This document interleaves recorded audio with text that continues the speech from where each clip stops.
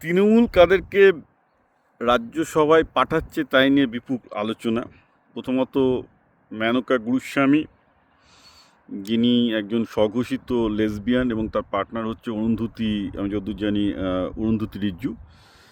সমস্যা সেখানে নয়, সমস্যাটা হচ্ছে এই যে তিনি তো আরএসএস বিজেপির হয়েও মামলা লড়েছেন, তৃণমূলের হয়েও মামলা লড়েছেন।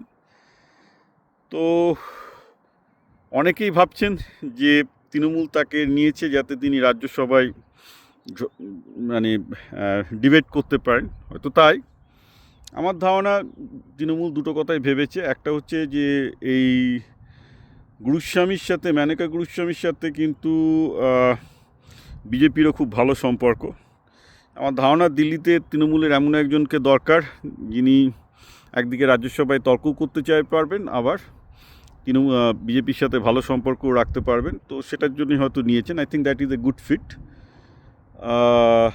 কোয়েল মল্লিককে কেন নিয়েছে, অনেকে বলছেন কী ব্যাপার, একটা অভিনেত্রীকে কেন নেওয়া হলো। এখানে আমার অভিজ্ঞতা হচ্ছে যে আমি ভারতের রাজ্যসভা এবং লোকসভার বিতর্ক মাঝে মাঝে শুনি। একটা খুব ইন্টারেস্টিং ব্যাপার আমি দেখেছি যে পুরুষ সাংসদরা যখন দেয় তখন অনেকে বেঞ্চ ছেড়ে চলে যায়, কিন্তু তৃণমূলের সুন্দরী সাংসদরা যখন বক্তৃতা দেয়, সেটা মহুয়া মৈত্রই হোক বা তৃণমূলের যে কোনো সুন্দরী অ্যাক্ট্রেসই হোক, সেটা কিন্তু বিজেপির নেতারা তাড়িয়ে তাড়িয়ে উপভোগ করে। তো বিজেপির নেতাদের যদি পশ্চিমবঙ্গের কথা শোনাতে হয়, তাহলে একটা অভিনেত্রীর মুখ থেকে শোনানো is not a bad idea, to be honest with you. এবং কোয়েল মল্লিকের ব্যাপারেও আমি কোনো আপত্তি দেখছি না। এবার রাজীবকে পাঠানো হচ্ছে ওখানে, এবার তিনি কি করবেন আমি জানি না। হয়তো অ্যাডমিনিস্ট্রেটিভ কিছু ব্যাপার, ইন্টেলিজেন্সের কোনো ব্যাপারে দিল্লিতে তার সুবিধা হবে। ওভারঅল আমার মনে হচ্ছে তৃণমূল একটা প্ল্যান করেই কাজ করেছে যাতে তৃণমূলের স্বার্থ রক্ষিত হয়।